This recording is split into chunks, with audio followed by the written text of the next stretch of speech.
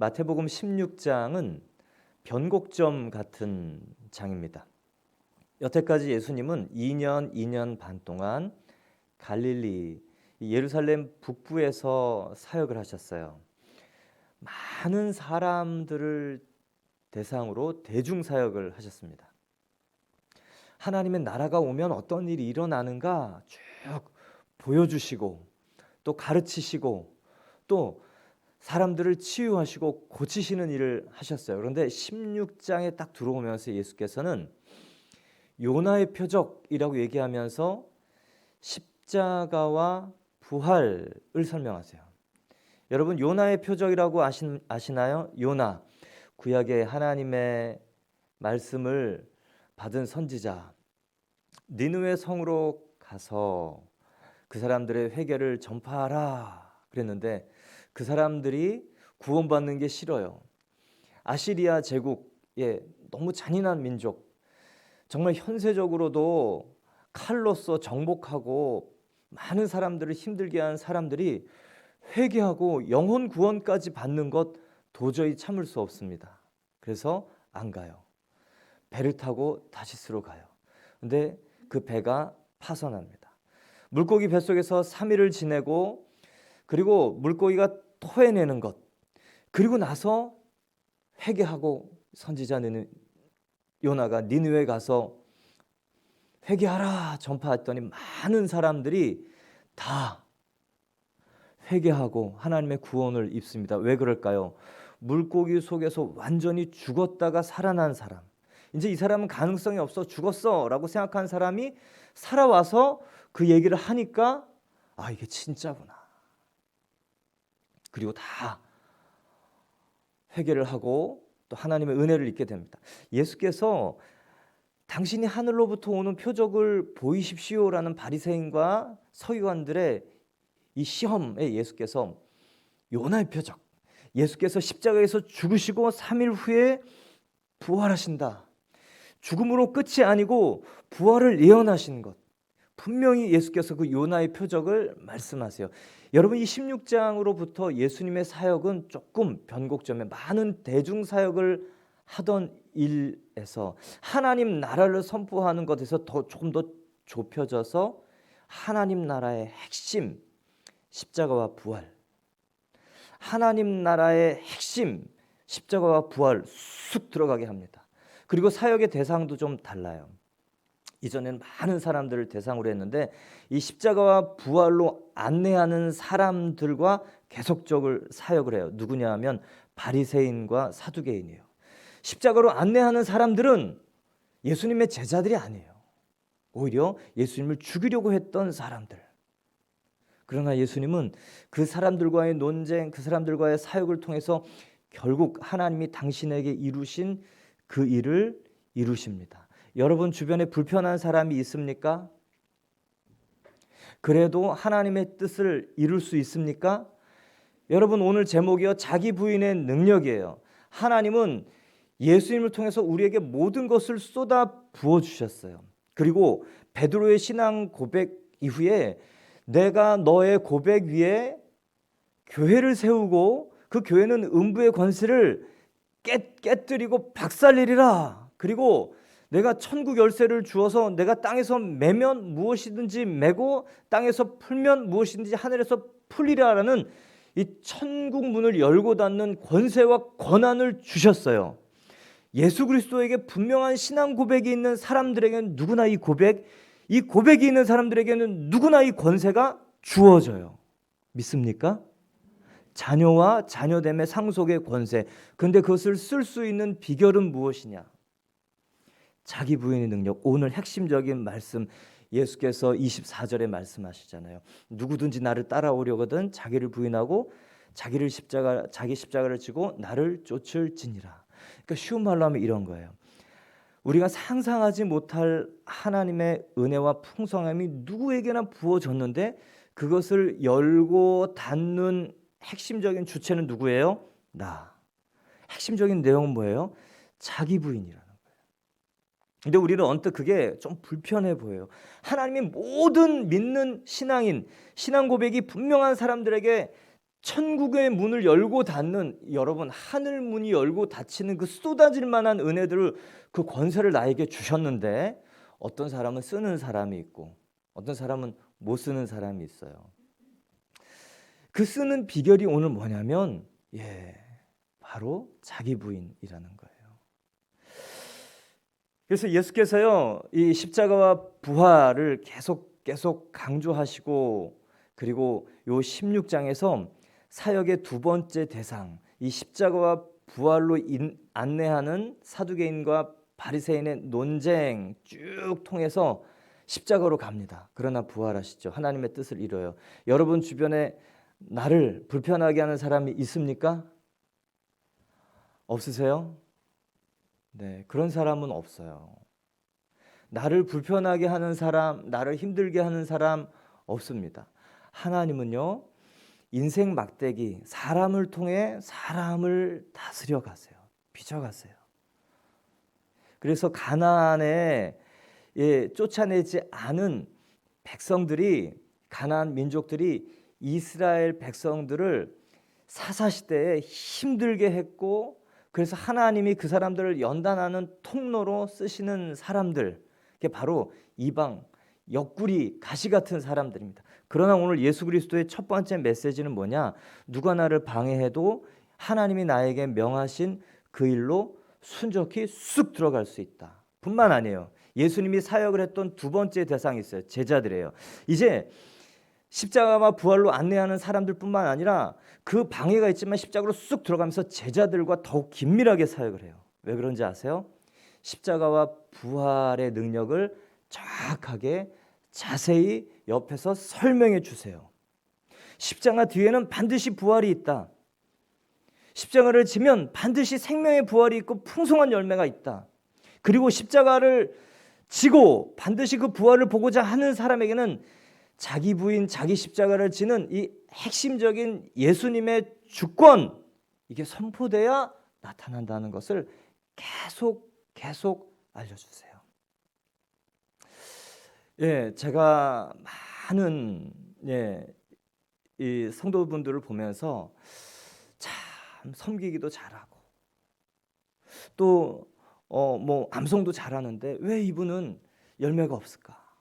근데 이분은 뭐 별로 잘 드러나지 않는데 하나님의 역사 이분을 통해 잘 나타날까? 결정적인 순간 요 자기 부인이라는 거예요. 그런데 오늘 예수께서요, 아무에게나 이 자기 부인을 말씀하시지 않아요. 오늘 요 본문 앞에 예수께서 시몬 베드로의 신앙 고백을 들으시고 나서 교회와 교회의 권세, 내가 신앙 고백이 분명한 사람, 그리고 신앙 고백이 분명한 공동체에게 주시는 권세 다음에 누구든지 나를 따라오려거든 자기를 부인하고 자기 십자가를 지고 나를 쫓을지니라 말씀하셨어요. 여러분, 예수님은 군중에게 자기 부인을 요구하지 않습니다. 무리, 그냥 예수님을 팬처럼 쭉 따라오는 사람에게 요구하지 않아요. 예수님이 어떤 사람에게 자기 부인을 요구하는가? 주는 그리스도시요 살아계신 하나님의 아들입니다 라고 고백한 베드로와 그 고백을 같이 들었던 제자 공동체에게 자기 부인을 요구해요. 여러분은 하나님이 나에게 자기 부인을 요구할 만한 신앙 고백이 분명하다고 생각합니까? 저는 제가 실수한 사역 몇 가지가 있어요. 중국에서 사역할 때 하나님의 강권적 역사가 교회에 나타나서 하나님의 주권사상 로드십을 계속 선포하면서 로드십, 예수 그리스도 하나님이 주인이십니다. 이것을 인간의 말로 바꾸면 순종입니다. 이걸 신학적 단어로 바꾸면 자기 부인입니다. 그러면 하나님이 나타나시고 일하십니다. 자기 부인하십시오. 굉장히 강조를 했어요. 그리고 그 성도들의 건건이 일어나는 그 일에 자기 부인할 만한 일들을 제가 제시했습니다. 근데 그분들이 너무 힘들어하고 어떤 분들은 원망하시더라고요. 나중에 알았어요. 나중에. 그분은 신앙 고백이 분명하지 않은 사람인데 내가 자기 부인을 얘기했구나. 그게 저희 실수예요. 그런데 때로는 3년 교육받고 5년 교육받고 20년 교육받은 분에게 자기 부인을 얘기하면 분명히 예수님도 요구했는데 돼야 되거든요. 근데 초신자와 똑같은 반응을 하면서 사실은 더 놀랐어요. 예수가 주인이시면 내가 죽어야 되는 자기 부인이 있고, 내가 주인이면 예수님이 일을 안 하신다는 그 놀라운 자기 부인 예수 그리스도의 주권적인 그 심오한 하나님 나라가 펼쳐지는 핵심적인 이 비밀, 이것은 예수께서 첫 번째 신앙 고백이 분명한 사람들에게 요청합니다. 여러분, 먼저 신앙 고백이 분명하길 원합니다. 여러분, 오늘 베드로가 그렇게 고백하거든요. 주는 그리스도시요 살아계신 하나님의 아들입니다. 예수께서 16장에 요나의 표적 십자가와 부활을 얘기하고, 그리고 이 가이사랴 빌립보에서 사람들이 나를 누구라고 하느냐고 제자들에게 물어요. 여러분, 왜 제자들에게 묻는지 아세요? 사람들이 왜 나를 누구라고 생각하느냐, 제자들에게 너희는 나를 누구라고 생각하느냐 왜 묻는지 아세요? 왜 십자가와 부활이 나온 그 다음에 예수께서 물으신 줄 아세요? 십자가에서 가장 중요한 것, 부활에서 가장 중요한 것이 여러분 뭔지 아세요? 십자가에서 누가 죽었는가. 그래서 베드로에게 주는 그리스도시여 살아계신 하나님의 아들입니다라는 고백을 듣고 십자가와 부활을 하시는 분이 누구인가, 하나님의 아들이심을 분명하게 보여주시고요. 여러분, 하나님의 아들이 나를 위해서 죽었는데, 여러분, 우리가 뭐가 무섭겠습니까? 뭐가 두렵겠습니까? 이렇게 얘기하면 목사님 그게 잘 안 느껴져요. 그래서 예수께서 계속적으로 십자가와 부활 사건에 누가 죽었는가, 너희가 십자가에 못 박은 하나님의 아들 메시아, 계속적으로 이 얘기를 합니다. 저와 여러분을 위해서 죽은 존재가 누구냐? 이 세상을 만드시고 이 세상을 다스리시고, 그리고 나중에 우리의 그 행위대로 또 최종적으로 우리를 심판하실 그분, 결국은 이 자기 부인이라는 핵심적인 천국문을 열고 닫는 이 일을 하기 위해서 두 가지가 필요해요. 첫 번째는 나에게 자기 부인하라고 한 예수님이 누구신가?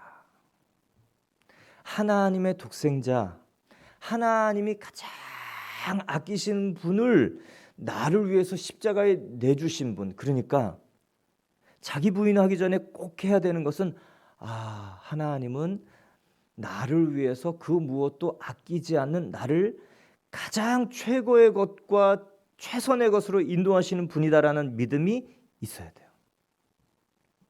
두 번째, 하나님은 모든 것을 다스리시고 섭리하시는 주권자이십니다. 요게 있으면요, 내가 자기 부인하는 게 어렵지 않아요. 예수 그리스도께서 신앙 고백이 분명한 사람들에게 자기 부인을 하라고 하죠. 저와 여러분요, 예수님에 대해서 분명히 알고, 그리고 공부한 것이 언제 성령으로 임해서 성령이 깨닫게 해주셔서 하나님의 아들이 맞구나, 내가 행위로 짓지 않은 죄 때문에 내가 죽어야 되는구나. 여러분, 기독교는 너무 간단해요. 복잡하지 않아요. 진짜예요. 근데 그 복잡하지 않은 것을 이해하기까지 그 성경 공부하는 그 시간이 좀 힘들어 그렇지, 딱 깨닫고 나면요 간단합니다. 하나님이 나를 위해서 아들을 보내시고 죽으시고, 그 아들이 십자가에서 죽으시고 부활했지만 성령을 보내서 내 안에 사시는구나. 그래서 내가 생명과 함께 하나님이 이 안에 들어오셔서 하나님이 다스리시게 하는 자기 부인을 하면 하나님 나라가 나타나는구나. 여러분, 이것보다 쉬운 것이 없습니다. 그러면 자기 부인이란 무엇이냐? 이 기독교의 특징과 다른 종교의 특징이 있어요. 다른 종교는 나의 소원, 이 자기 실현을 위해서 이 신의 힘을 빌려오는 구조예요. 이 메커니즘 자체가 내가 원하는 것을 위해서 신이 필요해. 근데 기독교는요, 내 소원, 내가 실현, 그것이 아니고 하나님의 뜻이 나를 통해 이루어지는 거예요. 그러니까 쉽게 말하면 하나님 내 소원 이건데 이루어 주세요라고 얘기하고 맨날 그 기도만 하는 사람은 기독교를 미신적 종교로 신뢰하는 사람입니다. 그런데 하나님, 나를 향한 하나님 당신의 소원이 이루어지기를 원합니다. 이게 기독교의 특징이에요. 왜요? 하나님은 완전해서 나를 통해 이루시는 일에 나에게 가장 좋은 것이다. 이게 신뢰가 되기 때문에. 하나님, 당신의 뜻이 나를 통해 이루어지게 해주세요. 여러분 이 기도해 보십시오. 여태까지 우리는 하나님 내가 원하는 것 이건데 왜 이거 안 들어주셨습니까? 이거를 해주셔야죠. 이건 언제까지 해주실 것입니까? 그렇게 기도하지 않았습니까? 그런데요, 정말 기독교는 하나님이 오셔서 나를 다스리시면 하나님의 생명과 열매들이 나를 통해 나타나는데, 그러기 위해서 가장 큰 기도는 하나님 당신의 뜻이 나를 통해 나타나게 해주십시오. 당신의 소원이 나를 통해 나를 향한 당신의 소원이 이루어지기를 원합니다. 여러분, 이게 기독교입니다. 그러면 자기 부인이란 뭐냐? 계속 제가 알 수 없는 단어, 우리 청소년들도 있고 자기 부인이라는 단어를 했는데, 자기 부인은 여러분 극기일까요? 고행일까요? 우리가 이 자기 부인이라고 얘기하는 이 금욕일까요? 자기 부인과 금욕은 어떻게 다를까요? 이 금욕주의는요, 인간의 욕망은 악하다, 감정도 나쁘다, 그러니 무조건 부인해야 된다. 그래서 배고픔을 참고 잠을 안 자고 면벽을 하고 나무 위에서 자는 것이 거룩한 삶이다라고 얘기하는 게 금욕주의예요. 물론 믿음 생활할 때 끈기도 있어야죠. 극기도 있어야죠. 그런데 금욕주의와 자기 부인은 결정적으로 다른 것은 무엇이냐? 하나님이 인간의 욕구를 주셨어요? 예, 주셨어요. 하나님 인간에게 감정을 주셨어요? 주셨어요. 그런데 그거 자체가 나쁘냐? 아니요. 그것을 사용하는 그 중립적 감정과 욕구를 다스리는 내가 비틀어져 있다예요. 그래서 감정은 하나님이 어떤 것을 이상하게 불안할 때, 일이 잘 안 되어 가는구나, 절망할 때 이게 안 됐구나, 그것을 감정을 주시고 새로운 반응과 새로운 일들을 하라고 주신 게 감정인데, 극기는요, 금욕주의는요, 감정과 욕구를 완전히 배제하고 버리라 그러는데, 기독교는 그렇지 않아요. 그걸 인식하는 게 중요해요. 근데 그 다음 반응을 어떻게 하냐가 중요한 일입니다. 자기 부인이란 감정을 부인하는 건 아니에요. 감정을 이해했어요. 그 다음 어떤 선택을 할 것이냐. 욕망, 욕구 있습니까? 있어요. 당연해요. 그 다음에 어떤 선택을 할 것이냐. 여러분, 그 다음에 어떤 선택을 할 것이냐가 어떤 결과를 나타내느냐 다른데요. 금욕주의의 목적은 자기예요. 자기 뜻이 나타나기 위해서. 그런데 이 자기 부인은요, 하나님이 나를 통한 소원이 나타나게 하는 방법이에요. 신학적으로 어려운 설명보다 성경의 샘플을 들면서 설명하면 아주 쉬워요. 성경에 자기 생각을 부인하는 것, 감정을 부인하는 것, 의지를 부인하는 것, 환경, 조건을 부인하는 수많은 샘플이 있어요. 자기 부인이란 뭐냐? 내 뜻과 하나님의 뜻이 부딪힐 때, 다를 때 하나님의 뜻을 선택하고 앞세우는 거에 자기 부인이에요. 모든 걸 버린다, 나는 없다. 여러분, 이거 아닙니다. 기독교가 요가와 그리고 불교 사상과는 달라요. 내 뜻이 있어요. 하나님이 그것을 존중해 주세요. 가끔씩 내 뜻에 하나님께서 너 너무 기특한 생각을 했다, 내가 너에게 기름 붓겠다, 하나님이 우리 뜻에 기름 부어서 사용하시는 것도 여러분 얼마나 많아요. 그죠? 그래서 성령 받은 이성이 중요해요. 생각하는 성령으로 말미암아 생각하는 힘, 이게 하나님이 일하실 수 있는 강력한 통로예요. 그런데 내 뜻과 하나님의 뜻이 부딪힐 때 내 뜻 내려놓고 하나님의 뜻을 선택하고 그것을 앞세우는 것이 자기 부인이에요. 성경에는 이 자기 부인의 능력, 천국 열쇠가 우리에게 주어졌고 그 천국 열쇠로 말미암아 하늘 권세가 이 땅에 풀어져 나오는데 자기 부인을 얘기하는데요. 성경에 이 자기 부인의 예화들을 자기 생각에 대한 내용, 여러분 가나안 전투하잖아요. 출애굽 백성들이 가나안에서 이제 전투하잖아요. 첫 번째 전투가 뭐죠? 여리고성. 기억나세요? 몇 번 돌아요? 13번. 오늘 굉장히 겸손하시네요. 며칠 돌아요? 7일 돌아요. 하루에 한 바퀴씩. 그리고 7일째 마지막 날 7바퀴. 그래서 6 플러스 7, 13바퀴. 근데 말 못하게 합니다. 왜 그랬을까요? 여리고성은요, 전쟁으로 이길 수 있는 성읍이 아니에요. 그 성곽 자체가.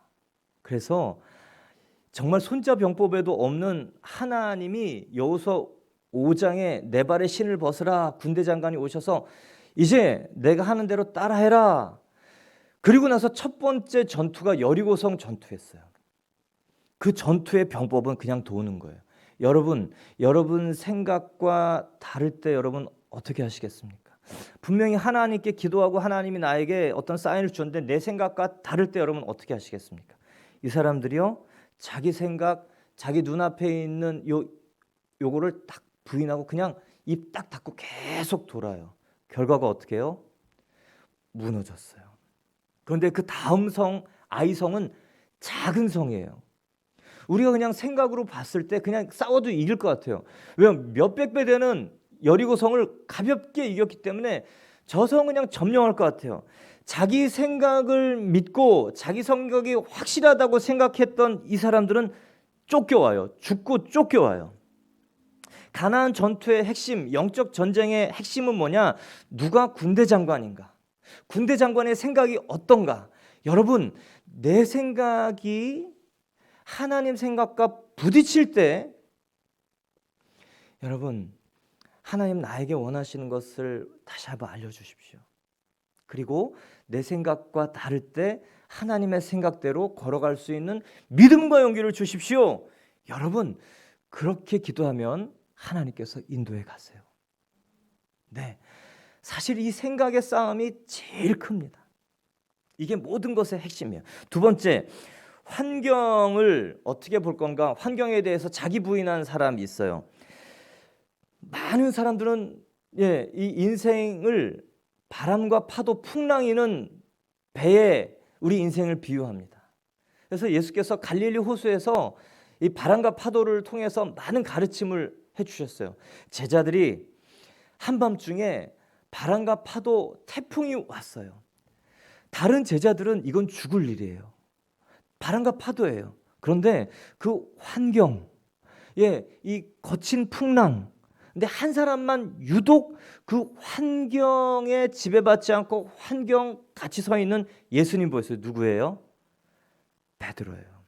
그래서 베드로는요, 환경을 보는 사람이 예수님을 보기로 결정하면, 그렇게 자기 부인하면, 내 환경에 영향받지 않겠다 결정하면 어떻게 되는가를 샘플로 보여주는 사람이에요.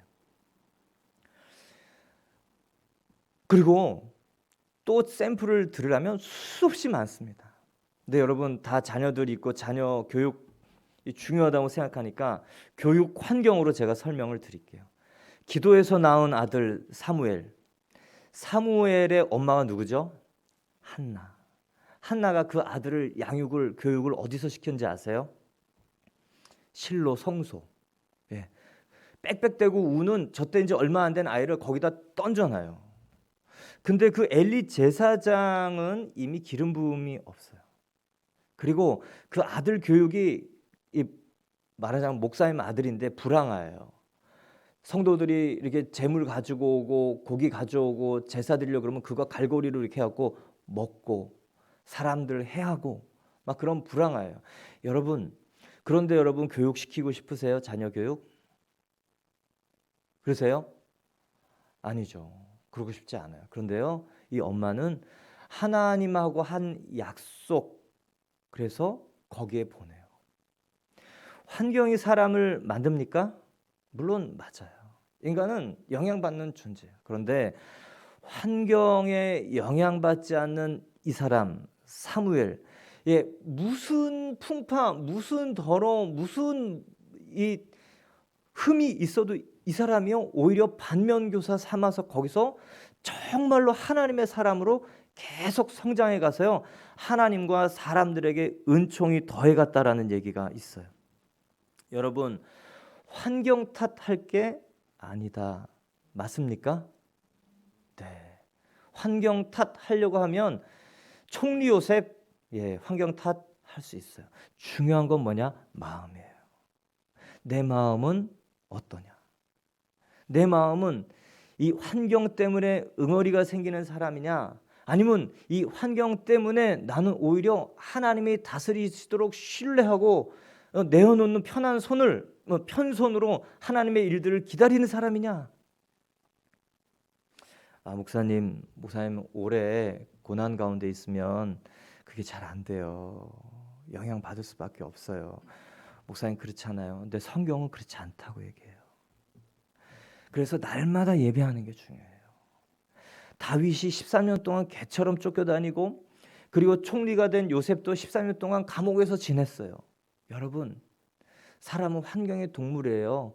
그 안에 갇히면요 그렇게 돼요. 근데 오늘 성경은 그렇지 않다. 환경보다 더 크신 분이 있다. 그분을 마음에 넣고 그분을 주권자로 삼으라. 여러분, 그러면요 저 사람은 안 될 거야, 이런 마음이 안 들어요. 여러분, 다윗과 같은 마음, 또 요셉과 같은 마음, 그리고 베드로 같은 마음, 환경을 자기 부인할 수 있는 사람 되기를 축원합니다. 또한요, 감정을 자기 부인하면 어떻게 되는가? 감정은 얘기했어요. 우리에게 하나님 주신 좋은 거예요. 뭔가를 대비하고 또는 기쁘고 또 감사하고 또 인간에게 주신 그런 것이에요. 그런데 타락으로 말미암아 이제 감정 처리 능력이 깨졌죠. 감정대로 살 것 같으면 총리 요셉은요 원망, 분노, 쓴뿌리 맞지요? 근데 그 사람이 용서 안 하기로 결정했습니까? 아니요. 용서하기로 결정해요. 그리고 용서를 했다는 거 언제 표현하냐면 형들을 딱 맞닥뜨리고 나서 그 얘기를 해요. 나를 이리로 형들이 작정해서 보냈지, 근데 내가 어떻게 되는가 알아? 이런 얘기 했습니까? 아니요. 나를 이리로 보내신 분은 하나님이시다. 여러분, 감정을 자기 부인한 요셉은요 감옥 안에서 쓴뿌리가 생기지 않고, 그리고 정말 하나님의 섭리를 신뢰하면서 하나님의 레슨들을 차곡차곡 해나갈 수 있는 특별 이 교육청, 뭐라고 얘기해야 될까요? 거의 이 튜터, 개인 교습, 국정 운영을 하는 사람들이 오는 공과 사가 분명한 사람들이 감옥에 와서 그 사람들에게 배운 거예요. 그러니 그것보다 더 실리적이고 유익한 국정 운영을 배울 수 있는 장소가 어디 있습니까? 그래서 감옥에서 그 사람은 총리로 거듭났어요. 그런데 어떤 사람들은요 감정에 사로잡혀서 빠져나오지 못해요. 용서 못한다고. 목사님 그런 일 당해봤냐고. 목사님 그런 일 당해보시지 않았으면 말을 마시라고. 대부분 똑같아요, 단어가. 그럼 제가 죄송합니다. 제가 그래도 한 말씀 드릴게요. 그것 때문에 가장 피해를 보는 사람은 바로 당신이에요. 이렇게 얘기를 할 수밖에 없어요. 왜냐하면 성경의 샘플이에요. 광야 40년 동안 원망, 불편, 그 감정 그대로 자기 부인하지 않고 붙들고 있던 사람들은요 광야 40년 계속 그 자리에 맴돕니다. 그러다 어떻게 돼요? 그렇게 인생이 끝나요. 얼마나 안타까운지 모르겠어요. 또 그런 샘플이 있는데요. 감정에 사로잡힌 사람의 대명사는 사울 왕이에요. 사무엘상 13장을 보면 이 사람은 블레셋과의 전쟁에서 사무엘 선지자가 안 와요. 불안합니다. 근데 적군이 막 다가오니까 적군이 크게 보여요. 그리고 아군들은 흩어져 가요. 사울의 특징은 뭔지 아세요? 사람들이 의식되고 사람들 시선에 자기 감정이 널뛰는 사람이라는 거예요. 사무엘은 안 보이고 적군은 다가오고 그리고 아군들은 막 흩어져 가요. 사람들이 어떻게 하냐에 따라서 자기 감정이 널뛰는 거예요. 한마디 들으면 못 견디는 거예요. 그리고 사무엘상 15장에 하나님께서 이 아말렉을 진멸하라 그랬는데 좋은 양들, 아주 좋은 것들은 없애지 않고 살려놔요. 보이는 것, 들리는 것, 그게 전부라고 생각하는 거예요. 이 사람의 가장 큰 그 폐해가 뭐냐면 이 생각, 사람들의 시선. 그래서 이 사람은 나중에 궁중악사 누구를 데리고 와요? 다윗을 데리고 와요. 하프, 수금 연주자로. 왜냐하면 그 생각에 사로잡혀서 그 마음이 번민이 가득하고 그리고 나중에 악령이 들어요. 사람들의 말 그리고 자기 감정 계속 붙들고 있으면 하나님이 일하실 수도 없고 이제는 사단이 일하기 좋은 마음이 돼요. 그런데 다윗은요, 두려운 감정, 위기의 감정, 그때 그 감정을 캐치하고 불편한 감정 그때 캐치하고 하나님 엎드려서 하나님 엎드려서 하나님. 여러분, 다윗의 위대함은요 다른 데 있지 않았어요. 해결할 길이 없으니까 그냥 하나님 붙들고 살려주세요. 그래서 여러분, 감정에 매이면 옆에 뭐가 있어도 빠져나오지 않아요. 물론 타당하냐? 그럴 수 있죠. 근데 거기에 몰두시키는 존재가 있다는 것을 기억해야 됩니다. 반대로 이제 반면에 의지를 부인하면 어떤 일이 있는가? 요한복음 5장에 보면 베데스다 연못 38년 된 병자가 있습니다.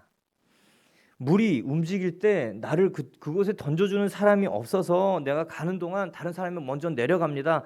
여러분, 좌절을 한두 번 하면 어떻게 될까요? 네, 또 도전해야죠. 그죠? 네. 38년 동안 도전을 할 수 있는 사람이 많을까요? 많지 않아요. 네. 그냥 어떤 사람은 조금 어려움 오면 바로 내려놔요. 내려놓을 땐 그럴 때 쓰는 게 아니거든요. 내려놓으면. 청소년 생활할 때 애들이 그러더라고요. 목사님, 캠프 끝나고 제가 결정을 했어요. 내려놓기로. 뭘? 공부를 내려놓았어요. 그건 내려놓는 게 아니야. 그거는 이 자기 부인이라는 것은 내 뜻과 하나님의 뜻을 부딪힐 때 선택하고 앞세우는 것이고요. 그럴 때 생겨나는 불편함, 트러블, 시련, 역경, 고통 이런 것이 십자가인 거예요. 저 사람이 나의 십자가야. 뭐 아내가 십자가야, 남편이 십자가야, 뭐 자식이 십자가야. 아니에요. 예, 아니에요. 내가 하나님의 뜻을 따라가기로 결정할 때 생겨나는 거예요. 어떤 사람은 그래서요, 착각의 십자가를 지는 사람이 있어요. 예수님과 상관없는 십자가 고난, 모든 고난이 예수님의 십자가냐? 그렇지는 않아요. 근데 예수님 때문에 지는 고난은 십자가인 거예요. 그래서 중요한 건요, 예수님을 만나는 거예요. 예수님 만난 사람은 그 고난이 십자가가 돼요. 기도가 있고 예수님의 뜻이 있고 간구가 있고. 예, 이 베데스다 연못 38년 된 병자, 오랜 좌절에 도전하는 게 쉽지 않습니다. 근데 어떤 사람은요, 한 번, 두 번 하다가 바로 내려놓는 사람이 있어요. 뭘 기대할 수가 없어요, 열매를. 근데 이 사람은 그렇지 않아요. 계속 했는데 안 되는 거예요. 불가항력적인 일이에요. 근데 예수께서요, 딱 가서 내 병이 치유되었다라고 선언해 주지 않으세요. 뭐라냐면 내 자리를 들고 걸어가라. 그 사람의 의지와 의지 행동의 표현. 여러분, 이게 치유의 예수님의 이 사람을 향한 방법이었어요.